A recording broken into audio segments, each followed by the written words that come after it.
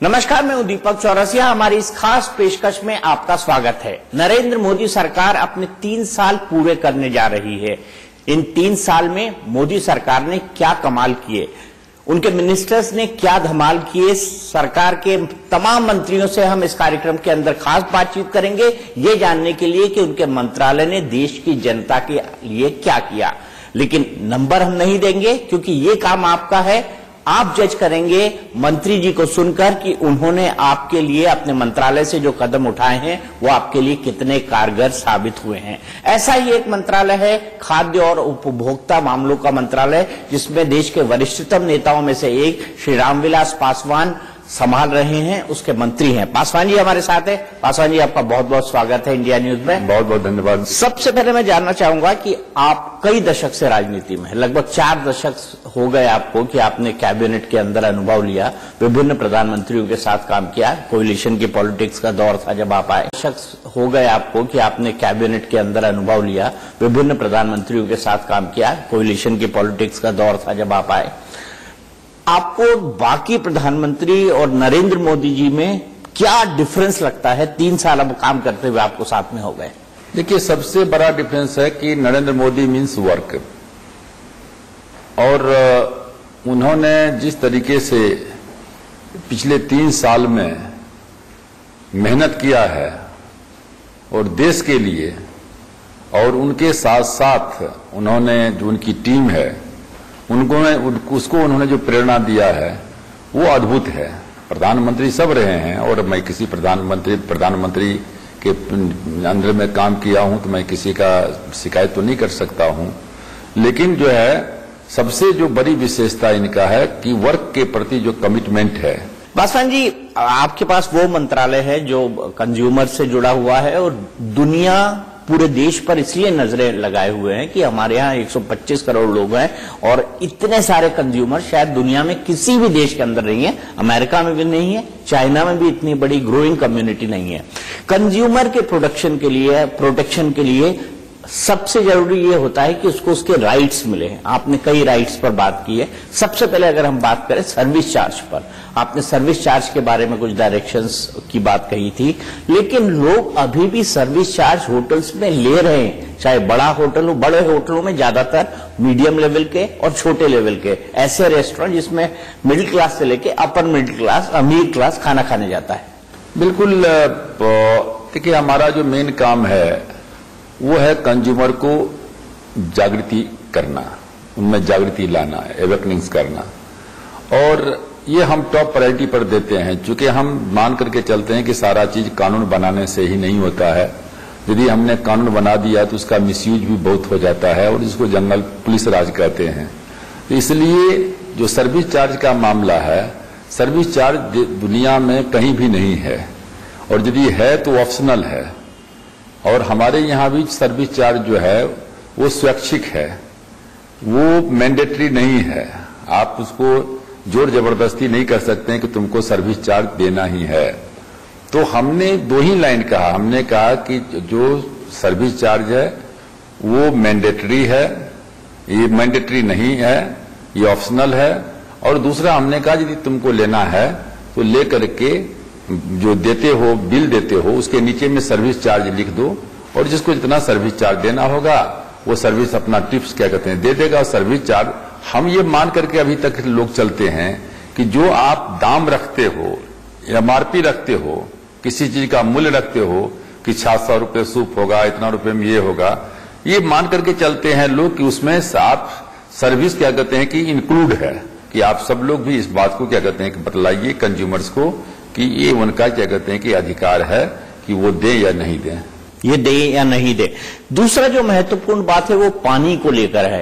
आजकल लोगों की मजबूरी हो गया है कि वो बोतल का पानी लें और पिएं। आपने एमआरपी पर पानी बेचने की बात की है, क्योंकि एक ही बोतल कहीं पे 10 रुपए में मिलती है और कहीं पे वो 100 रुपए में मिलती है, और कुछ तो ऐसी जगह भी है जहां हजार रुपए में पानी की बोतल मिलती है।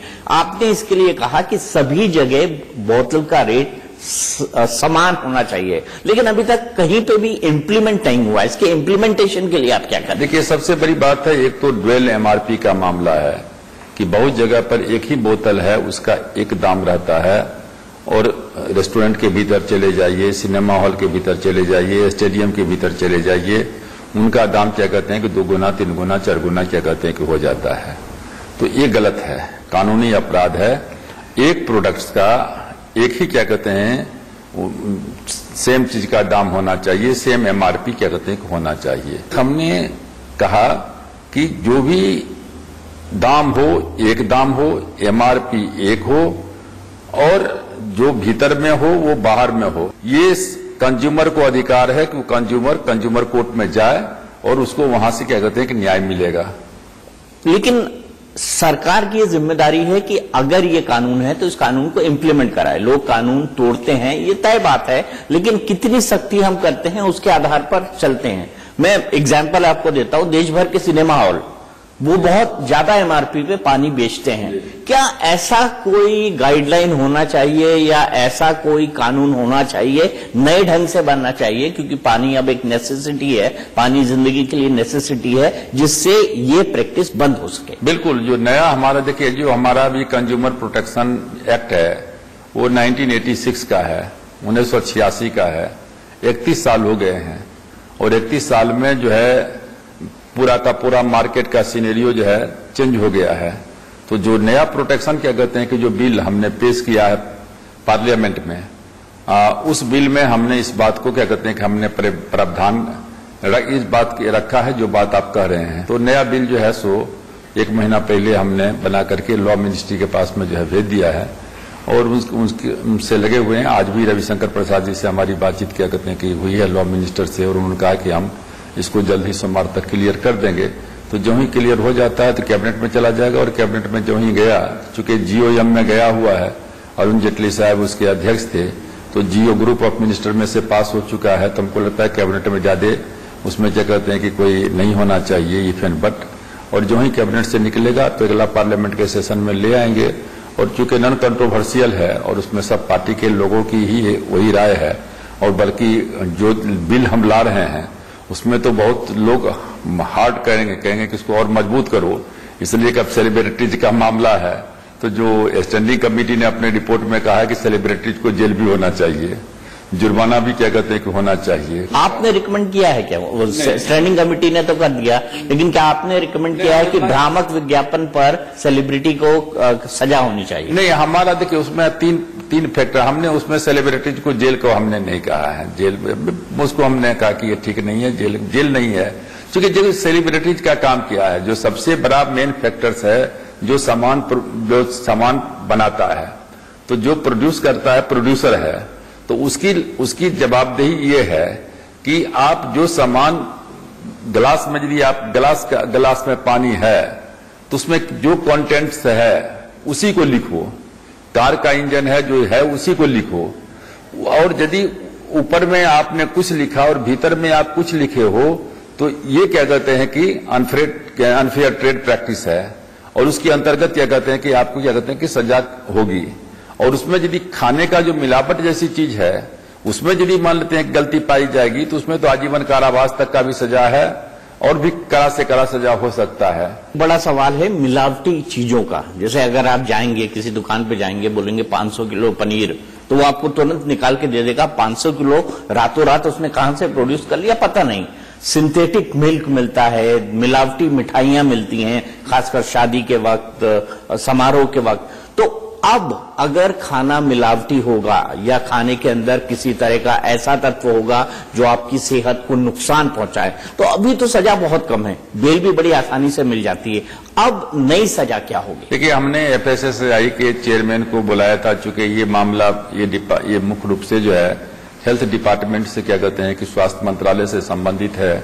मिलावट ऐसी चीज होती है कि जो आदमी को जानलेवा होता है, तो उस परिस्थिति में इसके खिलाफ में कड़ी से एक तो जरूरत है कठोर कानून बनाने की आवश्यकता है। दूसरा है कि इस तरह के रास्ते निकालने हैं जिससे कि पता चले कि मिलावट हो रहा है। पहले जो है 14 कंज्यूमर हेल्पलाइन थे, अब हमने कंज्यूमर हेल्पलाइन को बढ़ा करके जो है 60 कर दिया है। 60 कंज्यूमर हेल्पलाइन, 5 जो रीजन में भी, अलग अलग रीजन में भी हमने किया है। और हमने कंज्यूमर को कहा है कि जो इस तरह की शिकायतें हों वो शिकायत को आप दर्ज कराओ, और जो कंज्यूमर कोर्ट हमारा है, जो नया बिल है, उसमें हम कंज्यूमर कोर्ट को जो है बहुत सरल कर रहे हैं, चूंकि 3 स्टेज है, एक डिस्ट्रिक्ट फोरम है, एक स्टेट लेवल का है, एक नेशनल लेवल का है। तो डिस्ट्रिक्ट और स्टेट जो है वो स्टेट गवर्नमेंट का है और जो नेशनल है वो सेंट्रल गवर्नमेंट का है। और उसमें हमने कहा कि न्यायिक प्रक्रिया को सरल करो, कोई हमने कहा वकील की जरूरत नहीं पड़ेगी। जो डिस्ट्रिक्ट लेवल का था पहले 20 लाख का था, उसको बढ़ा करके हम लोगों ने 1 करोड़ कर दिया। जो स्टेट लेवल का था 1 करोड़ का, उसको 10 करोड़ कर दिया। उसके ऊपर में नेशनल लेवल है कि जो 1986 के बिल हैं, उस समय में ई कॉमर्स नहीं था, आज ई कॉमर्स है। टेलीफोन से ही, मोबाइल से ही आप क्या कहते हैं ऑर्डर दे दीजिए, सामान आपके पास में आ जाता है। लेकिन शिकायत होती है कि जो आपने ऑर्डर दिया है वो सामान नहीं आया है। शिकायत ये होती है कि घटिया किस्म का सामान आया है। शिकायत ये होती है कि जब पता चलता है तो कंपनी ही नहीं है। तो ये सारे के सारे क्या कहते हैं तो ये कंज्यूमर्स के जो राइट्स हैं, जो कंज्यूमर प्रोटेक्शन जो बिल बनेगा और जो राइट्स एक्ट बनेगा, उसमें ये सारे के सारे प्रावधान हैं। एक बड़ी खबर ये आई थी कि थाली के अंदर कितना खाना हो, सरकार इसकी मात्रा तय करने पर या इसके बारे में नोटिफाई करने पर भी विचार कर रही है। इसकी क्या है? नहीं, देखिए वो गलत समाचार, मिसअंडरस्टैंडिंग हुई। चूंकि जो कंज्यूमर्स का राइट्स है, कंज्यूमर का अधिकार है, ये जानने का अधिकार है कि जो हम पैसा देते हैं उस पैसा में हमको कितना क्वांटिटी का सामान मिल रहा है, उसकी मात्रा कितनी है, उसकी क्वालिटी क्या है, गुणवत्ता क्या है, उसका स्टैंडर्ड क्या है। ये 3 चीज कंज्यूमर को 16B जो है, जो पुराना कंज्यूमर एक्ट है उसमें भी है, उसके अनुसार उसको जानने का अधिकार है। अभी क्या होता है कि बड़े बड़े होटल में चले जाइए, उसमें आपको पैसा तो लिखा रहता है, लेकिन ये नहीं लिखा रहता है कि जितना पैसा आप दे रहे हैं, यदि 700 रुपया सूप का है तो 700 रुपया सूप में कितना पोर्शन है, 1 कप है, 2 कप है, 3 कप है, 100 ग्राम है, 200 ग्राम है। लेकिन अभी उसको मालूम ही नहीं है कि ऑर्डर जो हम दे रहे हैं वो ऑर्डर कहते हैं 700 रुपये को एक पड़ता है, 700 रुपया है, 600 रुपया है, उसी के मुताबिक एडजस्ट करता। तो हमने ये नहीं कभी कहा कि आप मात्रा कितनी देते हो उसमें कटौती या बढ़ोतरी करो। हमने सिर्फ इतना ही कहा कि जो मात्रा आप देते हो उसको उसमें लिख दिया करो। अगर हम बात करें सर्विस चार्ज की, हमने बात कर ली, होटलों और रेस्टोरेंट की अगर हम बात करें और शादियों की हम बात करें, तो भोजन की बर्बादी ये भी एक बहुत बड़ा इशू है। क्या सरकार इसको रोकने के लिए कुछ कर सकती है और क्या सरकार वाकई मतलब इस पर किसी तरह का कानून बनाने में सक्षम है या भारतीय कानून इसको अलाउ नहीं करते हैं? देखिए, प्रधानमंत्री जी ने मन की बात में इस बात का जिक्र किया था। उन्होंने जिक्र किया था कि अनाज की बर्बादी को रोकना चाहिए। तो निश्चित रूप से शादी विवाह में जो है फिजूल खर्ची जो है रुकना चाहिए। आपने पेपर फॉइल के अंदर फूड, खाना और स्नैक्स को देने से मना किया है, क्यों? क्योंकि रेलवे का ज्यादातर खाना पेपर फॉइल के अंदर ही पैक होकर कंज्यूमर को मिलता है। देखिए, इस देश में दुर्भाग्य है कि इस देश में स्वास्थ्य के प्रति जो है जागरूकता नहीं आई है। हम जो पानी पी रहे हैं वो हम पानी पी रहे हैं कि जहर पी रहे हैं टेप वाटर में, ये किसी को पता नहीं है। उसी तरीके से ये पेपर है, पेपर का जो इंक होता है और खास करके जो पेपर जो है हम लोग न्यूज पेपर पढ़ते हैं वो जहरीला होता है। और उसमें यदि आप किसी गर्म पदार्थ को रखते हैं और तेलीय पदार्थ को रखते हैं तो उसका सीधे उसमें क्या कहते हैं कि असर होता है और हेल्थ के लिए उतना इंजूरियस है कि इसका कहना जरूरी कहने की हम कह नहीं सकते हैं। इसलिए इस पर हमने अभियान चलाया है कि इसको बैन करना चाहिए और हमने डिपार्टमेंट को कहा है कि इसका आदेश निकालो, निर्देश करो कि कोई भी आदमी जो है वो पेपर में लपेट करके स्नैक्स वगैरह नहीं दे। अभी जो स्ट्रीट वेंडर्स हैं या गांवों के अंदर जो छोटे छोटी जगह पर कोई खोमचा लगाता है, शाम को समोसे बेच रहा है, कोई मोमो बेच रहा है, कोई चाउमीन बेच रहा है, लेकिन उनके हेल्थ स्टैंडर्ड्स क्या हैं इस पर पूरी तरह से नजरअंदाज होता है। अगर आप किसी छोटे देश भी चले जाएं, थाईलैंड, तो वहां का जो स्ट्रीट फूड है वो आपको स्वच्छ मिलेगा, हाथ में ग्लोव्स पहन के आपको आदमी खिलाएगा और तमाम तरह के स्टैंडर्ड उसके अंदर देखने को मिलेंगे। क्या इस तरह के स्टैंडर्ड फिक्स करने की आपकी कोई योजना? नहीं, योजना है, ये हमारा ड्रीम है।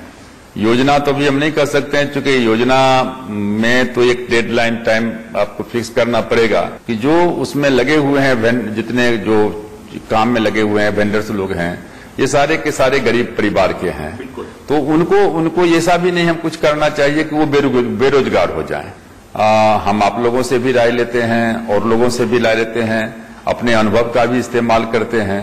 तो जो भी सरकार से संभव है सरकार कर रही है, और हम आपको वर्ड देते हैं कि हम सरकार का 3 साल हुआ है, 3 साल में सरकार ने जो ऊंचाई को नरेंद्र मोदी जी के नेतृत्व में देश और विदेश में जो ख्याति पाई है, और जिस तरीके से भारत का नाम आज आगे चल रहा है, करप्शन नाम का चीज खत्म हो गया है। कोई करप्शन एक समय में था कि बिना करप्शन से मामला जो है मीडिया शुरू ही नहीं करता था। आज है कि 3 साल में कोई करप्शन नहीं है, 2 साल हमको बचे हैं, और इस 2 साल में जो भी हम लोगों ने वादा किया था, हम उस जनता को जो है नरेंद्र मोदी जी के नेतृत्व में जो है पूरा करने का काम करेंगे। आखिरी चीज, 2019 में क्या आप कोई पॉलिटिकल चैलेंज देखते हैं एनडीए के खिलाफ? नहीं, कुछ नहीं, कोई पॉलिटिकल चेंज नहीं है। ये लोग बिना अपने समय को बर्बाद कर रहे हैं। लोग कह रहे हैं कि महागठबंधन बनेगा। महागठबंधन नहीं है, ये क्या कहते हैं कि ये गठबंधन से क्या होता है, अब हम कहना नहीं चाहते हैं, लेकिन क्या क्या गठबंधन है? एक लीडर ऑफ द अपोजिशन, अभी तक इनका लीडर ऑफ द अपोजिशन नहीं है। कौन किनके साथ में गठबंधन करेंगे? उत्तर प्रदेश सबसे बड़ा स्टेट है, तो क्या कहते हैं मायावती और मायावती अलग, तो क्या कहते हैं मायावती और मायावती अलग रहती है, वो मुलायम सिंह यादव अलग रहते थे। कांग्रेस अभी क्या कहते हैं अखिलेश ने क्या कहते हैं किया कांग्रेस के साथ में गठबंधन, मुलायम सिंह यादव क्या कहते हैं कि बिल्कुल अलग हो गया, खिलाफ में है। तो वहां इनके साथ में नहीं हो सकता है, लेफ्ट के साथ में नहीं हो सकता है, ममता बनर्जी का नहीं हो सकता है। बिहार में लालू नीतीश का जो गठबंधन है, एक दूसरे का पंख कतरने के जो है पांव काटने के पीछे लगा हुआ है। तो इसलिए ये सब जो है ठीक है, अपोजिशन में है तो पीने वाले को पीने का बहाना चाहिए, तो कुछ न कुछ तो मान लेते हैं कि चाहिए, तो कैंडिडेट तो देंगे ही, लेकिन उससे कोई चैलेंज नहीं है। और इसलिए हमने कहा कि 2019 तक जो है ये लोग अपना काम करें, 2019 में फिर से जो है अजय बहुमत से, इससे ज्यादा सीट लेकर के एनडीए आएगी, नरेंद्र मोदी जी प्रधानमंत्री हैं, रहेंगे। 24 तक जो है कोई वैकेंसी नहीं है। चलिए, बहुत बहुत शुक्रिया रामविलास पासवान जी। तो ये थे रामविलास पासवान जी, जिन्होंने सबसे महत्वपूर्ण बात बताई कि जो नया कंज्यूमर बिल आ रहा है, उसके बाद जो आम उपभोक्ता है उसके अधिकार एकाएक उसमें काफी वृद्धि हो जाएगी, और जो अथॉरिटी बनेगी उसके पास इस तरह के अधिकार होंगे कि वो सीधी कार्रवाई कर सके, जिससे आम उपभोक्ता का भला हो सके। हमारे इस खास पेशकश में इतना ही, लेकिन मोदी सरकार के मंत्रियों से हम अपने इस खास कार्यक्रम में आपको लगातार मिलवाते रहेंगे। तब तक देखते रहिए इंडिया न्यूज।